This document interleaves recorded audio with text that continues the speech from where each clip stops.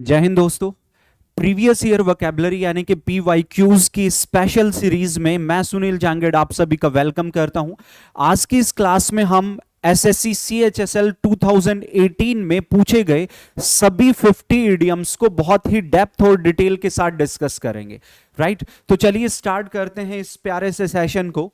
Telegram को join कर ले, अचीवर्स गुरुकुल करके ये हमारा टेलीग्राम है। सभी पीडीएफ और दूसरी इंफॉर्मेशन के लिए ये टेलीग्राम आप लोगों के लिए बहुत ही फायदेमंद रहेगा। राइट, इसके अलावा साथ के साथ ये भी जाने, अभी 22 अप्रैल को मेरा न्यू इंग्लिश स्पेशल खिलाड़ी बैच हमने स्टार्ट किया है। बहुत ही डेप्थ डिटेल में 250 टू 300 आवर्स तक के इस कंप्लीट इंग्लिश के बैच के लिए ज्वाइन करने के लिए आप जो है अचीवर्स गुरुकुल एप्लीकेशन से इस बैच में एनरोल हो सकते हैं। बहुत ही शानदार जानदार ये बैच आप लोगों के लिए चल रहा है। राइट, ओके, आज की क्लास में जैसा कि मैंने बताया इडियम्स एंड फ्रेजेस को हम जानेंगे 2018 में सीएचएसएल में जो पूछी गई है। और ये क्लास सभी स्टूडेंट्स के लिए उतनी ही इंपॉर्टेंट है जितना कि जो है सीएचएसएल के लिए, चाहे आप बात करें एयरफोर्स, एनडीए, सीडीएस, एफकैट या फिर एसएससी सीजीएल आने वाला एग्जाम, एमटीएस, सीपीओ और बैंकिंग में भी ये सभी इडियम्स बहुत ज्यादा पूछे गए हैं। तो बहुत ही प्यारा सेशन रहने वाला है।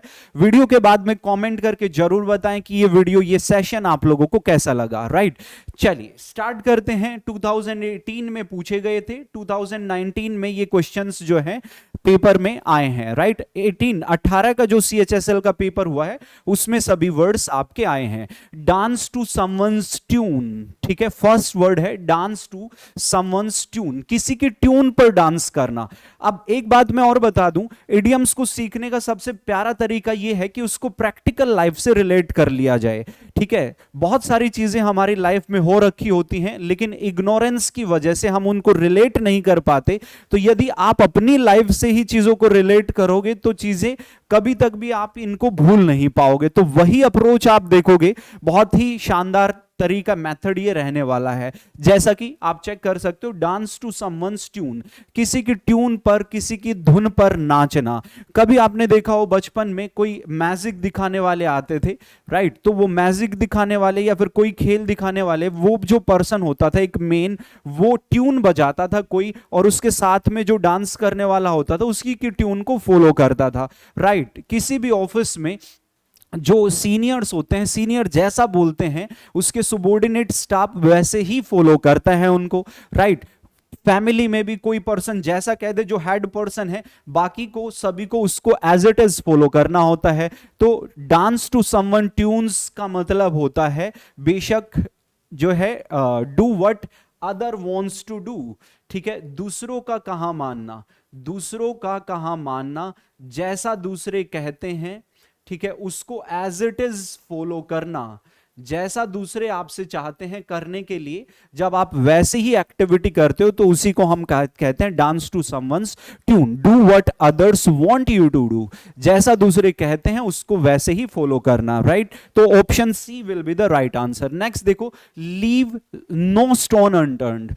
ठीक है, लीव नो स्टोन अनटर्न्ड का मतलब होता है हर संभव प्रयास करना, हर संभव प्रयास करना, अपने पूरे दमखम से जोर लगा के किसी काम को करना, किसी एक्टिविटी को सक्सेसफुल बनाने के लिए लीव नो स्टोन अनटर्न्ड। कोई चीज आप सर्च कर रहे थे, मान लो कोई डायमंड की कोई रिंग आपकी गुम गई कहीं पे और पत्थर का एरिया है वहां पे, तो आपने उसको ढूंढने के लिए हर पत्थर को जो है आपने जो है कोई भी पत्थर अनटर्न किए बिना नहीं छोड़ा, यानी कि हर पत्थर के नीचे आपने देखा कि वो मिल जाए, यानी कि आपने पूरा प्रयास किया आपकी उस डायमंड रिंग को फाइंड आउट करने के लिए, ढूंढने के लिए। तो जब आप ऐसी सिचुएशन में रहते हैं, ठीक है, तो इट मींस के to try every possible, everything possible, हर संभव प्रयास करना। ऑप्शन डी जो है ये आपका सही आंसर हो जाएगा। नेक्स्ट देखो, to air dirty lines in public.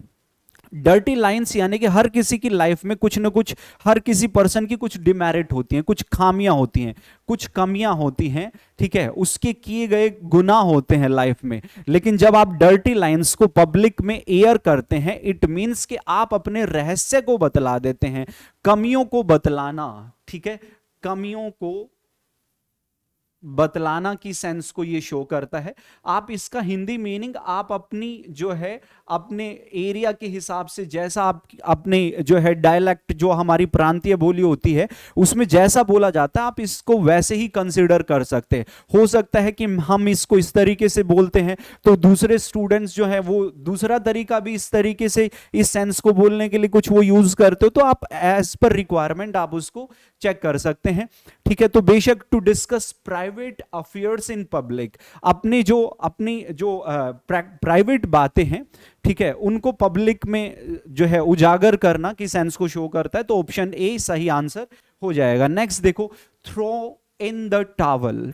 Throw in the towel का मतलब होता है, कभी आपने कोई गेम देखा हो, जो है गेम आप रेसलिंग का हो सकता है या फिर बॉक्सिंग का गेम हो सकता है।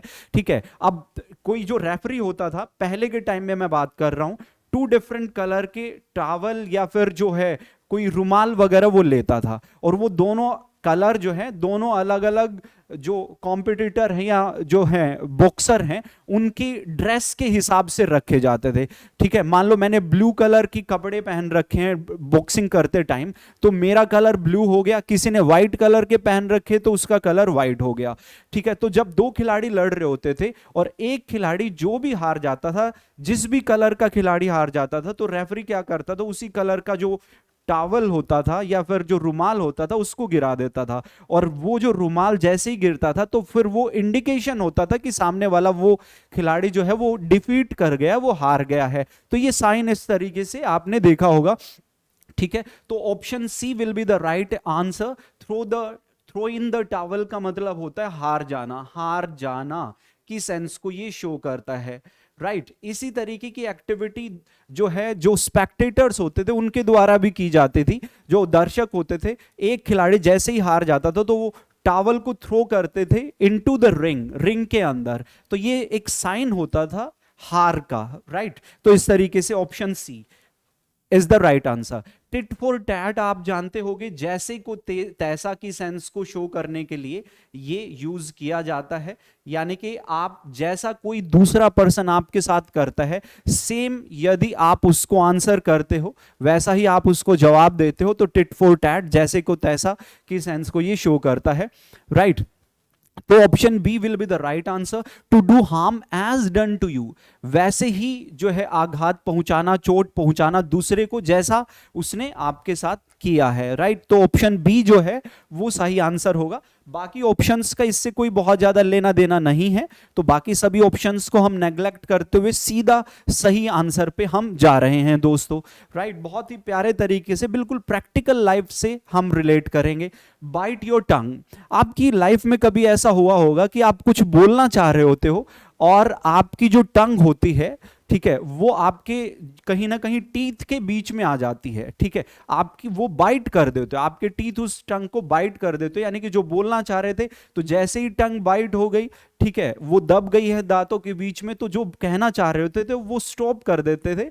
ठीक है, बोलना जो है हम रोक देते हैं। तो बाइट योर टंग का मीन्स होता है, बेशक सही आंसर जो होगा जो है stop your self from saying something, कुछ कहने से रोकना। बाइट योर टंग जो है कुछ कहने से बचना, कुछ कहने से बचना। राइट, यानी कि आप जो कहना चाह रहे थे वो आपने कहा नहीं और आप बोल नहीं पाए क्योंकि आपकी टंग जो है वो बाइट हो गई है। राइट, तो कहने से बचना, stop your self from saying something. Next देखो, स्पिल द बीन्स। ठीक है, अब ये बीन्स आपने देखे होंगे, बीन्स जो है वो सीड टाइप होते हैं, बीज वगैरह होते हैं, और जब आप उन बीन्स को स्पिल कर रहे होते हो, ठीक है, उनको खोल के देख रहे होते हो कि अंदर में क्या है क्या नहीं है, यानी कि आप एक ऐसी सीक्रेट बात को जान जाते हैं। जैसे ही आप बीन्स को स्पिल करते हैं तो उसके अंदर में क्या है, किस तरीके का क्या कलर है, क्या नहीं है, उसके बारे में डिटेल इंफॉर्मेशन आप लोगों को पता चल जाती है। रिवील अ सीक्रेट, यानी कि स्पिल द बीन्स का मतलब है होता है रहस्य बतलाना, रहस्य बतलाना या फिर रहस्य जानना। उस बीन के अंदर क्या था क्या नहीं था जो है उसके बारे में आपको पता चल गया जैसे ही आपने उन बीन्स को स्पिल किया। तो इस तरीके से ऑप्शन सी जो है वो सही आंसर हो जाएगा। एज क्लियर एज मड, इसको देखो, यदि आपने किसी मड कीचड़ वगैरह को देखा हो तो आपको सीधा पता है कि भाई मड क्लियर तो नहीं होता, ठीक है, वो तो जो है ट्रांसपेरेंट तो वो नहीं होता, उसके तो आर पार आप देख ही नहीं सकते, बहुत गंदगी वगैरह सब मिलके तभी तो वो मड बना है, ठीक है, मिट्टी कूड़ा करकट वगैरह जो भी है, ठीक। तो एज क्लीन एज मड, ये कैसी सिचुएशन हो जाती है जब भी आपकी लाइफ में कोई सिचुएशन ऐसी आए जो एज क्लीन एज मड हो, यानी कि मड क्लीन होता नहीं तो उतनी ही क्लीन जितनी मड होती है, यानी कि एक ऐसी सिचुएशन जिसको आप अंडरस्टैंड नहीं कर सकते, पूरे तरीके से एब्स्ट्रूज हो जाती है, जो है जिसको समझना मुश्किल हो, उसी को हम कहते हैं इम्पॉसिबल टू अंडरस्टैंड, ठीक है, समझ से बाहर, समझ से बाहर, जिसको आप समझ ना पाए उसी को बताने के लिए हम यूज करते हैं। ऑप्शन सी आपका सही जवाब हो जाएगा। The crux of the matter, crux क्या होता है? देखो, क्रक्स का मतलब होता है इसेंस, सार, निचोड़, अभिप्राय, जो मेन चीज जो होती है, क्रक्स उसी को बोलते हैं, जो मेन टॉपिक होता है, मुख्य मुद्दा जो होता है, ठीक है, उसी को हम क्रक्स बोलते हैं। तो क्रक्स ऑफ द मैटर यानी कि किसी जो मैटर, किसी मुद्दे का जो मेन पॉइंट होता है, ठीक है, interesting, lesser issue, unknown point, बेशक क्रिटिकल पॉइंट, ठीक है, मुख्य जो मुद्दा होता है, मुख्य बात जो होती है, इसेंस जो होता है, ठीक है, मुद्दा, या फिर जो है इसको आप हिंदी में सार भी बोल सकते हैं, इसको आप निचोड़ भी बोल सकते हैं, ठीक है। तो इस तरीके से जब भी कोई बात चल रही होती है तो कुछ पॉइंट ऐसे होते हैं जो क्रक्स होते हैं, ठीक है। जैसे आप, मैं कहूं इंग्लिश ग्रामर के क्रक्स में आप मुझसे पूछो कि निचोड़ क्या है उसका, तो मैं कहूंगा कि भाई जब मैं पिछले 6-7 साल के एक्सपीरियंस को यदि देखूं और जिस तरीके से एग्जाम पूछा जा रहा है, तो ग्रामेटिकल चैप्टर्स में आपको बता दूं 4 chapter, subject verb agreement, tense, noun, preposition, ये 4 चैप्टर कर लेना, ये समझ लो कि ग्रामर के 50% चैप्टर आपके कवर हो जाएंगे। तो आप क्या कहोगे कि सर आपने तो ग्रामर का क्रक्स बता दिया हमें, तो मेन मुद्दा जो इस निचोड़ जो था वो आप लोगों ने बता दिया। ये 4 चैप्टर पॉइंट है आपके लिए ही बताया है मैंने ये चीजें, ठीक है। तो option C is the right answer, 4 corners of the earth, ठीक है। अब आपको पता है कि अर्थ के 4 कॉर्नर्स होते हैं, ईस्ट, वेस्ट, नॉर्थ, साउथ, 4 दिशाएं होती हैं, ठीक है। अब जो है इन्हीं चारों दिशाओं से जब कोई चीज होती है तो उसी को हम बोलते हैं 4 कॉर्नर्स ऑफ द अर्थ, यानी कि हर दिशा से, हर दिशा से या फिर हर जगह से, ठीक है, की सेंस को शो करता है। जैसे मैं कहूं कि भाई लव जो है ना, वो लव तो प्रेजेंट है, ठीक है, इन 4 कॉर्नर्स ऑफ द अर्थ, यानी कि हर जगह है लव तो, ठीक, ईस्ट, वेस्ट, नॉर्थ, साउथ, आप कहीं चले जाएं लव आपको मिल जाएगा, देखने को मिल जाएगा। अच्छा, फिर मैं कह रहा हूं कि किसी पॉलिटिशियन के घर में कोई शादी हुई और उन्होंने अपने गेस्ट को इनवाइट किया फ्रॉम 4 कॉर्नर्स ऑफ द अर्थ, यानी कि इस जमीन के, इस धरती के चारों कोनों से, यानी कि सब जगह से उन्होंने अपने गेस्ट को इनवाइट किया। तो इस तरीके से आप समझ चुके हैं। और यदि हम देखें तो जो है from all parts of the world, world के सभी पार्ट से, सभी हिस्सों से, option C is the right answer. Hanging by a thread, एक थ्रेड से आप लटके हुए हैं। अब एक थ्रेड जो है ये इतना माइन्यूट है, इतना जो है, इतना ये कह लो कि इतना कमजोर होता है कि, ठीक है, और उसी से आप हैंग हो रखे हैं, ठीक है। हैंगिंग बाय अ थ्रेड यानी कि आप एक ऐसी सिचुएशन में हैं जो बहुत ही क्रिटिकल है, जो बहुत ही डेंजरस है, आप खतरे में हैं क्योंकि आप धागे से लटके हुए हैं। आप धागा समझ सकते हैं कि वो कब तक आपको जो है टॉलरेट कर लेगा, कब तक आपको हैंगिंग जो है मोड पे रखेगा, ये बहुत जो है समझना, या फिर लंबे टाइम तक आप रह सकते हो, सेफ रह सकते हो, तो ये इम्पॉसिबल होता है। हैंगिंग बाय अ थ्रेड का मतलब होता है extremely weak, unable to act desired, be in dangerous situation, मुसीबत में होना, ठीक है, मुसीबत में होना की सेंस को ये शो करता है। हिंदी मीनिंग मैं साथ के साथ लिख रहा हूं और आप ऑप्शंस देखें तो बेशक आप आंसर तक पहुंच पा रहे होंगे। To shake off, to shake off होता है डिनाउंस करना, गेट रिड ऑफ करना, ठीक है। अब शेक ऑफ ये एक ऐसी सिचुएशन होती है जिससे आप छुटकारा पाना की सेंस को ये शो करता है, ठीक है, छुटकारा पाना, ठीक है, छुटकारा पाना। तो सही आंसर जो है वो option B, get rid of हो जाएगा। किसी भी चीज से शेक ऑफ करना, गेट रिड ऑफ करना, राइट। नेक्स्ट देखते हैं, गोइंग ओवर वंस हेड, ठीक है। कभी कभार इंग्लिश मैं पढ़ाता हूं, तो इंग्लिश लैंग्वेज है इंडिया के अंदर 50 to 60% students they really don't want to understand or they don't want to read English. ठीक है, बिल्कुल जब इमरजेंसी आ जाती है उनको लगता है कि भाई अब तो इंग्लिश पढ़ने बिना काम चलेगा ही नहीं, सारे सब्जेक्ट तैयार हो गए, मैथ्स तैयार हो गया, रीजनिंग हो गया, जीएस हो गया, लास्ट में वो इंग्लिश की ओर जाते हैं। ठीक है, अब जब बहुत गैप के बाद जब वो इंग्लिश पढ़ते हैं तो कई भी कभार मुझे स्टूडेंट्स ऐसे भी मिलते हैं जो कहते हैं कि सर जो आप पढ़ा रहे हैं ये it is going over our head, ये हमारे सिर के ऊपर से जा रहा है। अब सिर के ऊपर से जाना means you are unable to get that particular thing. ठीक है, तो get going over one's head, सिर के ऊपर से जाना मीन्स कोई बात है, कोई चीज है जो समझ ना आना। जब आप किसी चीज को समझ नहीं पाते हो, एक ऐसी सिचुएशन जिसमें चीजें आपके ओवर वंस हेड हो जाती हैं, right, something one did not expect, unable to make a decision beyond one's capacity to understand, option B will be the right answer। उम्मीद है बातें आप लोगों को समझ में आ रही हैं। ओके, नेक्स्ट देखते हैं, मैड एज ए हैटर। बहुत अच्छा है ये, मैड एज ए हैटर। इसका ओरिजिन कैसे हुआ, हर बात को मैं प्रैक्टिकल लाइफ से रिलेट करूंगा और आप पाओगे कि बिल्कुल मैजिकल हो जाएंगी चीजें।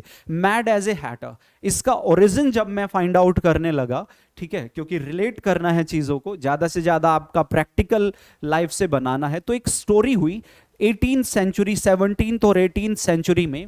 एक जो हैट बनाने वाला हुआ, ठीक है, जो हैट होती है हमारी टोपी वगैरह होती है, उसको बनाने वाला था। ठीक है, अब वो हैट बनाने के लिए मर्क्यूरी वगैरह का यूज किया करता था। अब क्योंकि वो मर्क्यूरी वगैरह यूज करता था तो उसकी जो हैट थी ना, जो भी उनको पहनता था, मर्क्यूरी क्योंकि हार्मफुल होता है हमारी बॉडी के लिए, तो जो भी उसकी हैट पहनता था तो वो एक तरीके से एबनॉर्मल बिहेव करने लग जाता था। ठीक है, मैड टाइप बिहेव करने लग जाता था वो पर्सन जो भी उसकी हैट पहनता था। तो मैड एज ए हैटर का मतलब होता है एक ऐसे सिचुएशन जिसमें आप इसेंट्रिक हो जाते हैं। ठीक है, पागल हो जाना, पागल होने की सिचुएशन ये होती है। पागल होना, इसेंट्रिक, सनकी हो जाना, ठीक है, संकी हो जाना, पागल हो जाना, ठीक है, की सेंस को ये शो करता है। तो उम्मीद है वहीं से ये इडियम आया है। मैंने कहा एक हैटर था, हैट बनाने वाला था, हैट बनाने के लिए वो मर्क्यूरी वगैरह का यूज किया करता था। अब जो भी उसकी मर्क्यूरी से बनी हुई हैट पहनता था तो उसका हमारी बॉडी पे, उनकी बॉडी पे एक जो है एक बहुत बुरा इफेक्ट होता था, जिससे कि जो है वो एक पागल जैसा बिहेव करता था जो भी उस हैट को पहनता था। तो इसेंट्रिक की सेंस को ये शो करता है। Option C will be the right answer. Feather your own's nest, अपने फीदर को, अपने नेस्ट को, अपने घोंसले को जब आप फीदर करते हैं, यानी कि ये एक ऐसा एक्ट होता है, मैंने देखा है कई पक्षी ऐसे होते हैं कि दूसरों के घोंसलों से जो है फीदर उठाएंगे, पंख उठाएंगे और वो अपने घोंसले में ला के रख देते हैं। तो ये एक ऐसी सिचुएशन है बेशक जिससे वो अपने आप को तो रिच कर रहे हैं, अपने को तो अमीर बना रहे हैं, लेकिन डिसऑनेस्टली वो अपने आप को अमीर बना रहे हैं, क्योंकि बेईमानी से उन्होंने दूसरों के नेस्ट से फीदर उठाया और अपने में रख लिया। तो प्रैक्टिकल लाइफ में भी जो है ऐसा ही होता है कि एक पर्सन दूसरे अपने दोस्त को धोखा देके उसके जो है उसकी मनी को एम्बेजल कर लेता है, गबन कर लेता है, अपने बैंक बैलेंस को तो बढ़ा लेता है, लेकिन वो डिसऑनेस्टली होता है, बेईमानी से। राइट, तो इस तरीके से मेक मनी अनफेयरली, गलत तरीके से, बेईमानी से, बेईमानी से खुद को, बेईमानी से खुद को एनरिच करना, अमीर बनाना, अमीर बनाना। राइट, उम्मीद है बात समझ में आ रही है। नेक्स्ट देखते हैं, be an old hat. Be an old hat हो जाती है, ये एक ऐसी चीज हो जाती है जिसमें हम कहते हैं कि ये तो एक ओल्ड हैट हो चुकी है, यानी कि ऑब्सोलीट हो गई है। जब कोई चीज क्या हो जाती है, ऑब्सोलीट हो जाती है और आउटडेटेड हो जाती है, तो उसी को हम ओल्ड हैट बोल देते हैं। जैसे आजकल क्या है, आजकल जो है जो बेल बॉटम्स हैं वो ओल्ड हैट हो गई, वोग्यू में नहीं है, ओल्ड फैशन्ड हो गई हैं, ऑब्सोलीट हो जाना। ठीक है, बी एन ओल्ड हैट का मतलब होता है ऑब्सोलीट हो जाना, यानी कि प्रचलन में ना होना, प्रचलन में ना होना, जो चीज आपको दिखाई ही नहीं देती और प्रचलन में वो नहीं रही हैं, तो बी आउटडेटेड हो जाना, option B is the right answer. सारे के सारे PYQs हैं, आप लोगों के लिए जरूरी है हर एग्जाम के लिए। आने वाला एग्जाम CHSL है, MTS है और एयरफोर्स है, तो उन्हीं स्टूडेंट्स के लिए ये मेहनत सारी के सारी की जा रही है। ग्रीन थंब, ग्रीन थंब भी होता है और ग्रीन फिंगर भी होता है, हैव ग्रीन थंब या फिर हैव ग्रीन फिंगर्स ऐसे भी बोल देते हैं, ठीक है। अब आपने देखा होगा कि जो भी पर्सन जिस भी प्रोफेशन में होता है उसके हाथ वैसे ही हो जाते हैं। जैसे मैं अभी तो डिजिटल बोर्ड पे वर्क कर रहा हूं, इससे पहले जब हमारी ऑफलाइन क्लासेस में लेता था, 2010 से मैं टीच कर रहा हूं, तो व्हाइट बोर्ड पे मार्कर से ब्लैक इंक से हम लिखते थे। तो सुबह से दोपहर तक का एक स्लॉट होता था, थोड़ा सा ब्रेक होता था, दोपहर से रात तक का एक स्लॉट होता था, तो बैक टू बैक क्लासेस होती थी। तो दोपहर तक क्या होता था कि हाथ जो थे वो ब्लैक हो जाते थे इंक की वजह से, तो दोपहर में खाना वाना खाने से पहले धुलना और अच्छे से, फिर शाम को रात को फिर से ऐसे हो जाते थे। अब ऐसा ही काम होता है। ग्रीन फिंगर कब हो जाती है? एक ऐसा पर्सन जो गार्डनिंग में बहुत ज्यादा अच्छा हो, बागबानी में जो बहुत कुशल हो, उसी को जो है उसकी फिंगर जो है बेशक वो ग्रीन हो जाती हैं, ठीक है। जैसे आपने किसान को देखा हो, किसान की जो शरीर होता है धूल मिट्टी में और हाथ भी उसके थोड़े से हार्ड हो जाते हैं, तो वो दिखाता है कि वो अपनी जो है एग्रीकल्चर जो वर्क है उसमें बहुत स्किल्ड है। ग्रीन फिंगर हो रही है तो इसका मतलब कोई पर्सन गार्डनिंग के काम में बहुत ज्यादा ही जो है कुशल है, राइट। तो have talent in gardening, option A is the right answer. Had in the cloud, had in the cloud, cloud जो वर्ड है बेशक जो है ये कैसी सिचुएशन हो जाती है जब आप डे ड्रीमिंग में चले जाते हो। कभी आपने देखा, इमेजिन कर रहे हो आप बादलों में हो, ठीक है, आप बादलों में आप घूम रहे हो, मस्ती कर रहे हो, कहीं पे कुछ मजे चल रहे हैं, कहीं पे कुछ मजे चल रहे हैं, यानी कि आप दिन में ही ड्रीमिंग कर रहे हो। डे ड्रीमिंग में जब हम चले जाते हैं, ठीक है, या फिर डे ड्रीमिंग जो है ऑप्शन ए सही आंसर होगा। दिन में सपने देखना, दिन में सपने देखना, यानी कि ये उस तरीके से दिन में हम सोते नहीं हैं, बस ऐसे इमेजिन करके दिन में सपने देखना की सेंस को ये शो करता है, राइट।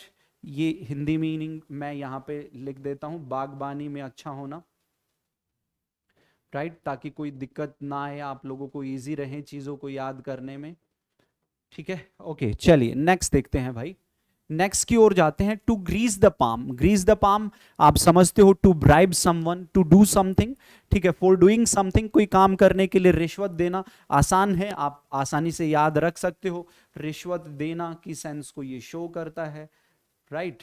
ग्रीस द पाम, जब किसी से कोई काम करवाना हो तो उसकी पाम को, हथेली को ग्रीस कर दिया जाता है। अब हथेली को ग्रीस काम करवाने के लिए क्या करेंगे? पैसों से करेंगे, मनी से करेंगे, उसको पैसे दे दिए तो आपका जो काम था वो फास्ट ट्रैक पे आ गया, ठीक है, बहुत स्पीड से, जहां 6 महीने लगने थे पता चला 1 महीने में ही फाइल तैयार हो गई। तो ग्रीस द पाम बहुत ईजी है। Barking up at the wrong tree, ये बहुत प्यारा आइडियम है।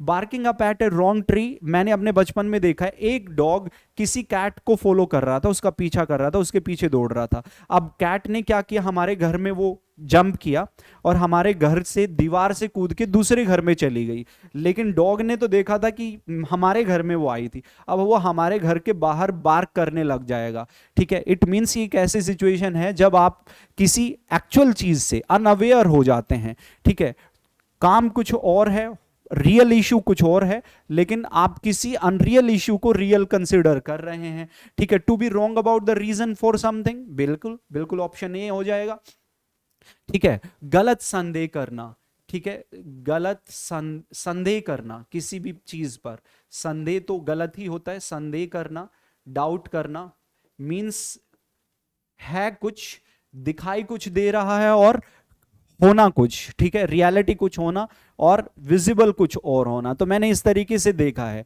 ठीक है। एक कैट एक ट्री पे चढ़ी हुई है, लेकिन डॉग ने देखा था कि इस ट्री पे चढ़ी है, बस इस ट्री से वो दूसरी पे जंप कर दी, तो एक ही ट्री की और वो बार्क कर रहा है जिसपे उसने उसको चढ़ते हुए देखा था, जबकि उसको नहीं पता वो जंप बहुत शानदार कर सकती है, वो दूसरे ट्री से फिर तीसरे ट्री पे जा चुकी है, लेकिन उसने तो जो देखा था कि इस पे चढ़ी है कैट, तो उसी ट्री पे वो बार्क कर रहा है डॉग, राइट। तो option A is the right answer. To take the bull by horns, Baahubali movie में जो मेन विलन होता है, ठीक है, वो क्या करता है, बुल को टेक करता है हॉर्न से, उसके सींगों से पकड़ के उसको फेस करता है। यानी कि वो अचानक से जब बुल आता है तो हॉर्न से उसको फेस करता है। यानी कि ये एक ऐसी सिचुएशन होती है जिसमें आप एक्ट करते हैं बोल्डली, बहादुरी से सामना करना, फेस चैलेंजेस बोल्डली, बहादुरी से मुकाबला करना के सेंस को शो करता है। Option A is the right answer. Next देखो दोस्तों, गिफ्ट ऑफ द गैब। गैब होता है एक चिटर चैटर, ठीक है, बहुत बोलने वाला जो पर्सन होता है उसको गैब बोलते हैं। अब एक गैब से आपको गिफ्ट मिला, ठीक है।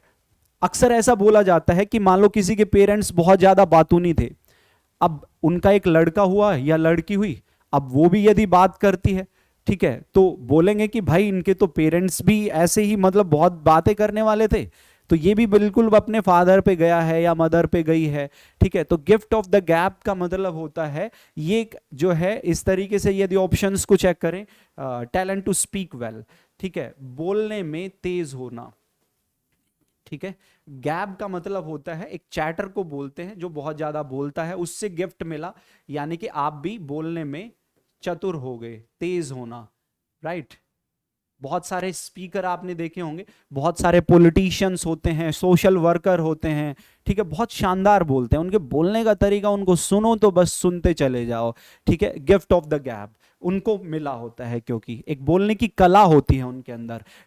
टेक टू टास्क, अब देखो टेक टू टास्क का मतलब होता है रिब्यूक करना, डांटना।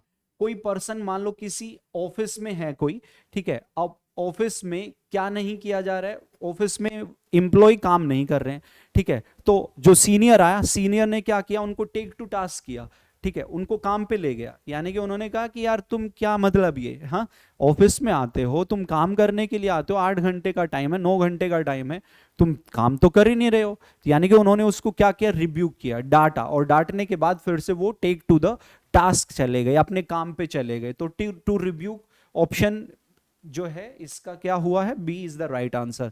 नेक्स्ट देखो, turn a deaf ear. Deaf ear कर लेना यानी कि किसी की बातों को नजरअंदाज करना। जब कोई बोल रहा है और आप अपने ईयर को हमने डेफ कर लिया, बहरे बन गए आप, ठीक है, जैसे आपको सुना ही नहीं दे रहा, अब सामने वाला बोले जा रहा है लेकिन आपने तो डेफ ईयर टर्न कर लिया है। यानी कि जो है ना सुनना, किसी की बात को ना सुनना, ना, या फिर जो है बातों पर ध्यान ना देना, ठीक है, बातों पर ध्यान ना देना।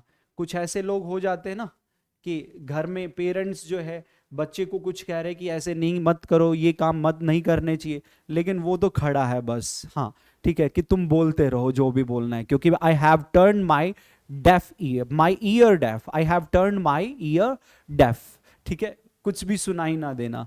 ओके, ऑप्शन नहीं लिखा क्या, नहीं, लेशन लेशन केयरफुली तो नहीं होगा, टू पे नो हीड, कोई ध्यान ना देना, टू पे नो हीड। चलिए नेक्स्ट देखो, face the music. Face the music का मतलब होता है फेस द क्रिटिसिज्म। मेरी बिल्कुल प्रैक्टिकल लाइफ से रिलेटेड जो है, मेरे ग्रैंडफादर हरियाणा के बहुत अच्छे सिंगर हुए, ठीक है, हर कोई उनको जानता था, ठीक है, और बहुत नाम था उनका।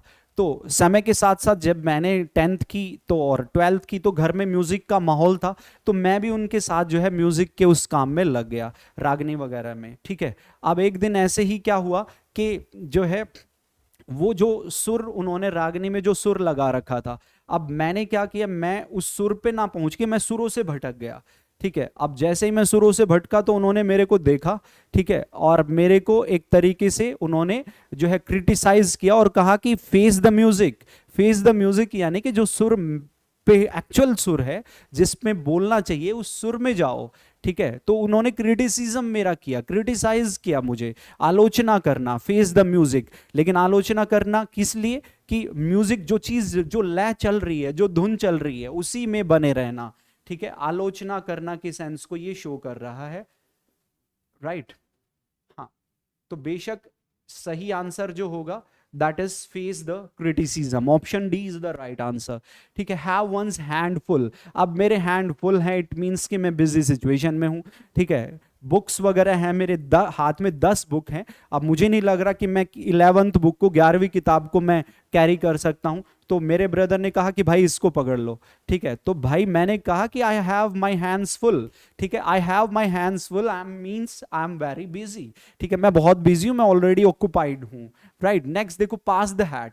हैट पास करना, पुराने टाइम में जब कोई भी खेल दिखाने वाले आते थे तो वो खेल दिखाने के बाद उनकी जो हैट होती थी उसमें वो जनरली जो आर्म्स लेते थे, भीख या दान जो भी होता था उसमें लेते थे। अब वो क्या करते थे, एक पर्सन के पास हैट लेके गए, उन्होंने जो भी दिया नहीं दिया, ठीक है, फिर उसके बाद हैट को पास कर दिया या फिर उन्हीं को दे देते थे हैट, और हर कोई जिसको जो डालना होता था वो डालने के बाद हैट को पास कर देता था, आगे बढ़ा देता था। ठीक है, तो वो एक ऐसा प्रोसेस था जिसमें पैसे इकट्ठे किए जाते थे, पैसा इकट्ठा करना। राइट, ज्यादातर वर्ड्स के मीनिंग मैं आप लोगों को हिंदी में लिखा दे जा रहा हूं। Option B is the right answer, as the crow flies. As the crow flies, मान लो कहीं पे जाने का ये रास्ता है, आप ये रास्ता है, ये रोड है मान लो, ठीक है, ये आपकी रोड है, और फिर जो है यहां से यहां पे पहुंचते हो। ठीक, ये रास्ता है मान लो जनरली। ठीक है, ये आपका हाउस है, ये आपका होम है, और ये आपका रेलवे स्टेशन है जहां पे आपको पहुंचना है। ठीक है, अब क्रो फ्लाई क्या करता है, आदमी तो आमतौर पे क्या करेगा, ऐसे जाएगा, ठीक है, फिर ऐसे जाएगा, फिर ऐसे जाएगा, फिर ऐसे जाएगा, ठीक है, फिर ऐसे जाएगा। लेकिन जो क्रो होता है वो फर्स्ट पॉइंट, जो स्टार्टिंग पॉइंट होता है और जो एंडिंग पॉइंट होता है, वो हमेशा उससे जाता है स्ट्रेट, सीधे, डायरेक्ट। ठीक है, स्ट्रेट जिसका मीनिंग होता है, स्ट्रेट जिसका मतलब होता है यानी कि वो स्टार्टिंग पॉइंट और एंडिंग पॉइंट से सीधे चीजों को देखता है। आपने देखा होगा ना पक्षियों को, पक्षियों को आपकी गलियों से कोई लेना देना नहीं है, पक्षियों को आपकी रोड से कोई मतलब नहीं है। एक घर से दूसरे घर पे जाएंगे, वो तो छत पे से सीधा उड़ेंगे, एक जगह से दूसरी जगह पे बैठेंगे। ठीक है, तो इस तरीके से द शॉर्टेस्ट रूट, सबसे छोटा रूट जो होता है, ठीक है, सबसे छोटा रूट जो होता है उसी को वो रिप्रेजेंट करता है। तो option C is the right answer. In a pickle, in a pickle जो है एक ऐसे सिचुएशन को शो करता है जब आप ट्रबल में होते हैं, इन ए पिकल। ठीक है, अब पिकल क्या होता है, आमतौर पे आपने देखा होगा पिकल आया पिक्वेंट से, पिक्वेंट से पिकल आया। पिक्वेंट का मतलब होता है तीखा, और जब आप तीखी सिचुएशन में होते हो इट मींस कि आप मुसीबत में हो जाते हो। मैंने क्या कहा, पिकल बना है पिक्वेंट से। पिक्वेंट मींस होता है समथिंग दैट इज सोर, तीखा, कड़ा, जिसको हम कहते हैं। तो एक ऐसे सिचुएशन जब आप पिकल की सिचुएशन में हो जाते हैं, पिक्वेंट की सिचुएशन में हो जाते हैं, आप ट्रबल में हो जाते हैं। रेड लेटर डे आप जानते हैं, महत्वपूर्ण दिन जिसको हम कहते हैं, महत्वपूर्ण दिन। ठीक है, आपकी लाइफ में कई सारे डे, रेड लेटर डे हो सकते हैं। जब आपको जॉब मिलेगी, जब आप जिस दिन आप ज्वाइन करोगे वो आपके रेड लेटर डे हो सकते हैं, जॉब मिलने के बाद शादी होना, ठीक है, और तमाम आपके पेरेंट्स जो हैं उनकी लाइफ में भी कई सारे तमाम रेड लेटर डे हुए हैं। आपका जन्म उनके लिए एक रेड लेटर डे था, क्योंकि एक नया पर्सन आप यानी कि उनकी लाइफ में उन्होंने जो है एंट्री की थी। तो इस तरीके से इंपॉर्टेंट डे, महत्वपूर्ण दिन को ये शो करता है। तो a very special day. Next देखो, through think thin, thick and thin in all situations, इसका मीनिंग होता है सभी परिस्थितियों में, सभी परिस्थितियों में, चाहे अच्छा हो, अच्छी परिस्थिति हो, चाहे बुरी स्थिति हो, ठीक है, हर हालात में, हर हालत में की सेंस को शो करता है। In all situation, support under all circumstances, option C is the right answer. Next देखो दोस्तों, rule the roost. Rule the roost एक ऐसी सिचुएशन होती है, रोस्ट क्या होता है, रोस्ट होता है किसी भी पेड़ पर एक ऐसी जगह जहां पे जो है बहुत सारे पक्षी रहते हैं। अब आप उसको रूल कर रहे हो, ठीक है, आप उसको रूल कर रहे हो, जैसा आप कह रहे हो वैसे ही वो पक्षी एक्ट करते हैं। राइट, तो इस तरीके से to make all the decision, yes, जब आप किसी पेड़ पे, बहुत सारे पक्षी हैं, आप भी उनमें से एक पक्षी हो, और उस जो है रूस्ट को आप रूल कर रहे हो, यानी कि जैसा आप कहते हो आपके जो डिसीजंस होते हैं वो फॉलो किए जाते हैं। To make all the decisions, सभी निर्णय लेना, ठीक है, सभी फैसले लेना, रूल द रूस्ट, सभी फैसले लेना की सेंस को ये शो करता है, सभी फैसले लेना। राइट। नेक्स्ट देखो एसिड टेस्ट। एसिड टेस्ट ये एक टेस्ट आपने सुना होगा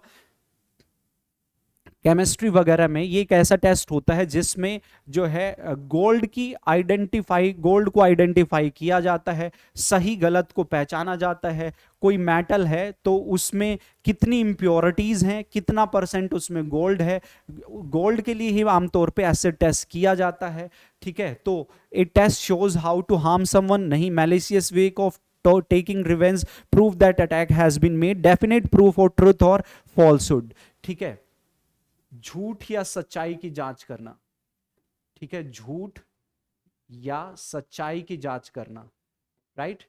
अब एसिड टेस्ट मैंने बताया गोल्ड और उसमें कितनी इंप्योरिटीज हैं ये जानने के लिए। अब इंप्योरिटीज का मतलब है कि कितनी आप झूठ बोल रहे हो, गोल्ड का मतलब है कि प्रीसियस मेटल है, यानी कि कितनी बात सच है कितनी झूठ है, उसको पता लगाने के लिए एसिड टेस्ट होता है। झूठ या सच्चाई जानना की सेंस को शो करता है। Option D is the right answer. Next देखते हैं आर्म्स लेंथ। अब भी कोविड के दौरान अक्सर बोला जाता है कि always keep at an arms length, हमेशा आर्म्स लेंथ मेंटेन करें, यानी कि दूरी बना के रखें। यह हालांकि 1 गज नहीं 2 गज की दूरी बताई गई है कोरोना में तो, लेकिन आर्म्स लेंथ कीप करना means to maintain distance, distance maintain करना। ठीक है, अवॉइडिंग टू मच क्लोजनेस। ठीक है, दूरी बनाना। ठीक है, क्लोजनेस को अवॉइड करना, यानी कि बहुत ज्यादा पास न रहना, तो मतलब दूरी बनाना हो गया। Option C is the right answer. Hand and glove, 2 idiom होते हैं, हैंड एंड ग्लव होता है। हैंड एंड ग्लव का मतलब होता है वेरी क्लोज, वेरी इंटीमेट, घनिष्ठ होना, गहरे मित्र होना। लेकिन हैंड एंड ग्लव का मतलब हो गया, अब हैंड चला गया ग्लव में। अब हैंड ग्लव में कब जाता है, जब भी आपको ज्यादातर केसेस में कुछ चोर वगैरह होते हैं तो वो ग्लव्स डाल लेते हैं। कोई क्रिमिनल एक्टिविटी करने से पहले अपने आप को प्रोटेक्ट कर लेता है ताकि कोई भी जो है फिंगरप्रिंट्स वगैरह ना मिले, इसलिए हैंड अपने हाथों को इन ग्लव कर लेता है। It means doing work in garden नहीं, working together in the same office wearing gloves while working नहीं, in partnership of something dishonest, किसी गलत काम में होना, किसी गलत काम में होना, डिसऑनेस्टी के काम में होना। Option C is the right answer, किसी गलत काम में होना। उम्मीद है बात समझ में आ रही है। कमेंट करके जरूर बताना ये सेशन आप लोगों को कैसा लग रहा है। ठीक है, डार्क हॉर्स होता है छुपा रुस्तम। ठीक है, छुपा रुस्तम है कोई, ठीक है, पड़ोसी या फिर घर वाले भी कभी कभार किसी बच्चे को सोच लेते कि ये तो मतलब गुल्लू टाइप है, ठीक है, पता नहीं ये सफल होगा नहीं होगा, इसका क्या होगा क्या नहीं होगा, अपनी लाइफ में कुछ अच्छा कर पाएगा या नहीं कर पाएगा। लेकिन बस लड़का तो चुप था, कोई दिक्कत नहीं है, सोच लो जो सोचना है। और अगले 6 महीने के अंदर ही उसका बहुत शानदार परफॉर्मेंस आया, कोई रिजल्ट आया, सिलेक्शन निकल गया। ठीक है, सिलेक्शन हो गया तो अब पड़ोसी भी और वो उसके परिवार और रिश्तेदार सब ने क्या कहा कि भाई सामने वाला ये तो गुल्लू तो छुपा रुस्तम निकला, मतलब right, someone who breeds race horse, someone who an unexpectedly succeeded. ठीक है, जो अनएक्सपेक्टेडली, ऐसा एक्सपेक्ट नहीं किया था और अनएक्सपेक्टेडली कोई सफल हो जाए तो उसी को हम डार्क हॉर्स छुपा रुस्तम बोलते हैं। Draw a blank, draw a blank का मतलब होता है असफल हो जाना। बच्चे को अक्सर कहा जाता है, कोई बचपन में आपने देखा होगा लिखने को बोला जाता है कि लिखो कुछ। ठीक है, अब वो बहुत अपना उसका या तो ध्यान किधर और ही है या फिर उसको वो चीज ड्रॉ करनी नहीं आती, तो उसने ब्लैंक ड्रॉ कर दिया, यानी कुछ किया ही नहीं, कुछ लिखा ही नहीं। इट मींस कि वो पर्सन जो है एक ऐसी सिचुएशन है जिसमें जो आपने कहा था करने के लिए वो कर ही नहीं पाया, अनसक्सेसफुल हो गया। ठीक है, बी अनसक्सेसफुल, असफल होना। आप ब्लैंक ड्रॉ कर दिया आपने, ब्लैंक ड्रॉ करने का मतलब कुछ किया ही नहीं, कोई प्रोसेस कोई एक्टिविटी हुई ही नहीं, असफल होना। Option A is the right answer. Next देखते हैं late in the day. Late in the day का मतलब होता है एक ऐसी एक्टिविटी जिसको आप दिन में बिल्कुल आखिरी मोमेंट पे कर रहे हो और जिसको करने से कोई मतलब कोई फायदा है नहीं। अक्सर घर वाले मुझे बोलते थे जब मैं घर पे होता था, अब तो थोड़ा सा मतलब काम में हैं, इन्वॉल्व हैं। ठीक है, और मतलब जो है, तो जब मैं घर पे होता था, स्कूल टाइम की मैं बात बता रहा हूँ, तो मेरे को घर वाले कुछ बोलते थे कि भाई ये काम तुम्हें करना है। ठीक है, खेत का कोई काम है या फिर घर में जो है जो जानवर है भैंस गाय वगैरह है उनका कुछ काम है। ठीक है, अब जब टाइम होता था तब तो मैं करता नहीं, ठीक है, बच जाता था या इधर उधर चला जाता था। लेकिन जब टाइम नहीं होता था फिर मैं करता था। तो घर वाले बोलते थे कि अब करने से क्या फायदा है, यानी कि अब तो इसको काम को करने का कोई मतलब ही नहीं है। ठीक है, मान लो भैंस का चारा डालना था, अब डालना दोपहर में है, मैं डाल रहा हूँ 5 बजे, अब कोई मतलब नहीं है, क्योंकि दोपहर में अब ऐसा तो नहीं कि मेरे वेट में ही रहेंगे, उन्होंने खुद कर दिया। ठीक है, तो लेट इन अ डे मतलब, ठीक है, to delayed to be of any use, बहुत ज्यादा विलंब होना, ज्यादा विलंब होना, ज्यादा देर होना किसी काम में, जिसको अब करने से इतनी ज्यादा देर हो गई है किसी काम को करने में, जिसको अब यदि आप करते भी हो तो उसका कोई फायदा है नहीं, कोई बहुत ज्यादा यूज है नहीं।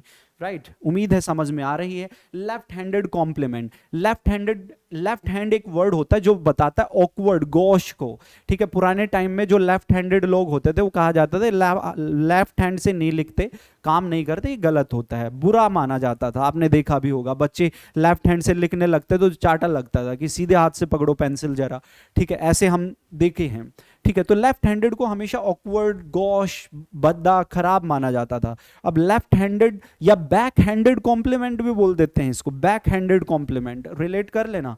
ठीक है, बैक हैंडेड कॉम्प्लीमेंट यानी कि एक ऐसा कॉम्प्लीमेंट होता है जिसमें सराहना तो की जाती है लेकिन सही मायने में वो सराहना नहीं होती, वो कमेंट होता है, वो जो है उसके ऊपर जो है एक तरीके से प्रेज करने के लिए ना कह के उसके नेगेटिव चीजों को वो रिप्रेजेंट करता है। ठीक, लेफ्ट हैंड से कॉम्प्लीमेंट दिया, अब लेफ्ट हैंड से कॉम्प्लीमेंट दिया, देना है तो राइट हैंड से दिया जाएगा कि बहुत शानदार किया, और कोई किसी ने कहा कि यार हाँ ठीक है तुमने बहुत अच्छा किया, मतलब दिख तो रहा है कि बोल रहे हैं अच्छा करने का, लेकिन वो अच्छा कुछ था नहीं, मन रखने के लिए ही बस ऐसे कह दिया। Making fun of someone of test them नहीं, insulting remark appearing as praise, बिल्कुल इंसल्टिंग रिमार्क है जो लगता है जैसे तारीफ की जा रही हो। ठीक है, जैसे किसी ने कोई क्रिकेट में कोई जो है 2 रन बनाए, बाकी सबने 20, 50, 100 रन बनाए, और कैप्टन ने कहा तुमने भी बहुत शानदार किया भाई, तुम बहुत अच्छे खेले। ठीक है, कह रहा है कि तुम बहुत अच्छे खेले हो दादा, ठीक है, तुमने बहुत मजे कर दिए आज, तो मतलब तुम समझ रहे हो 2 रन तुमने बनाए हैं, तो बस वो प्रेज तारीफ कर ही रहा है, लेकिन सही मायने में वो क्या है वो तुम जान चुके हो। Option C is the right answer. Bolt from the blue, बहुत प्यारा वर्ड है, अक्सर आता है। बोल्ट फ्रॉम द ब्लू का मतलब, बोल्ट यहाँ पे वो बोल्ट मत समझना जो नट बोल्ट होता है, नहीं, बोल्ट का मतलब होता है एक स्पार्क, स्पार्क होती है, लाइट को बोलते हैं, लाइट। और ब्लू कहां, ब्लू किसको बोला जाता है, आपने देखा होगा आसमान होता है, ठीक है, आसमान होता है ब्लू। अब ब्लू आसमान में से एक बोल्ट निकला, एक स्पार्क निकली, और जब भी आपने देखा होगा बिजली वगैरह जब गरजती है ना तो अनएक्सपेक्टेडली होता है, बहुत तेज गति से होता है। ठीक है, आपने एक्सपेक्ट भी नहीं किया होता, बहुत जल्दी से कोई काम हो जाता है, उसी को बोल्ट फ्रॉम द ब्लू बोलते हैं। ये नहीं होगा, ठीक है, ये नहीं होगा, something sudden that happens unexpectedly, अचानक से कुछ काम होना, अचानक से कुछ घटना, कुछ घटित होना की सेंस को शो करता है बोल्ट फ्रॉम द ब्लू। बिल्कुल प्रैक्टिकल लाइफ से रिलेट करोगे तो मजा आएगा। Put your best foot forward, ठीक है, put your best foot forward का मतलब होता है बिगिन इंप्रेसिवली, बहुत शानदार शुरुआत करना। ठीक है, अक्सर बोला जाता है ना कि हमेशा अपने बेस्ट फुट को आगे रखो, बहुत अच्छी शुरुआत करो। ठीक है, अच्छी शुरुआत करना, इंप्रेसिव, बिगिन इंप्रेसिवली की सेंस को शो करता है ये, अच्छी शुरुआत करना। और इसके ऑप्शंस के अकॉर्डिंग लेकिन देखेंगे, ठीक है, take your dress well, walk very cautiously, try as hard as one can do, इतना ही, इतनी मेहनत करना जितना कोई कर सकता है। ठीक है, यानी कि अच्छी शुरुआत, जितना बेस्ट कर सकते हो उतना बेस्ट करना। Option C is the right answer. Right, अक्सर तुमने देखा हो शादी वगैरह होती है, शादी ब्याह होती है, नई दुल्हन जब आती है तो वो राइट हैंड को जो है घर में पहला कदम रखती है, ऐसा माना जाता है कि take put best foot forward का मतलब होता है इससे अच्छी शुरुआत, एक शगुन माना जाता है। उम्मीद है महसूस ऑब्जर्व किया है तुमने। एट स्नेल स्पेस, स्नेल एक वर्म होता है, एक कीड़ा होता है, ठीक है, जिसका मतलब होता है बहुत धीमे से वॉक करना। ठीक है, लो रेट, लो स्पीड पे काम चलना करना। ठीक है, स्नेल स्पेस हम कहते हैं be very persistent, do something very carefully, नहीं, डू समथिंग वेरी स्लोली, धीमे से काम करना। ठीक है, अक्सर कोई मान लो पर्सन है जिसके बारे में आप जानते हो कि बहुत धीरे धीरे काम करता है, सुस्त है, ठीक है, बहुत स्लो है, ठीक है, तो हम बोलते हैं ना कि this person works at snail space, at a snail space, इस तरीके से हम बोल देते हैं, बहुत धीरे से ये काम करता है। नेक्स्ट देखिए, please come to the point, don't beat around the bush. Don't beat around the bush का मतलब होता है डींगे मारना, ठीक है, डींगे मारना, तारीफ करना जरूरत जब ना हो, ठीक है, मेक एक्सक्यूजेज, एक्सेप्ट डिफीट, ठीक है, एक्सक्यूजेज बनाना, बहाने करना, बहाने करना, ठीक है। Please come to the point, point की बात करो, don't beat about the bush, beat about the bush ना करें, ठीक है। मुद्दे से भटकना, मुद्दे से ध्यान भटकाना, मुद्दे से ध्यान हटाना, जो मर्जी मीनिंग आप इसका देख सकते हैं। तो make excuses, excuse, sorry sorry sorry sorry, नहीं, ये होगा option A will be the right answer. Avoid the topic, topic को अवॉइड करना, मुद्दे से ध्यान भटकाना की सेंस को ये शो करता है, राइट। हाँ चलिए नेक्स्ट देखते हैं। My aunt who orders everyone, मेरी आंट जो हर किसी को ऑर्डर करती है, is a pain in the neck, वो मेरी आंट जो है ना, वो नेक में पेन बनी हुई है, अब गर्दन का दर्द बन गया है, कोई इरिटेटिंग हो गया है, ठीक है। पेन इन द नेक का मतलब होता है इरिटेटिंग, परेशान करने वाला,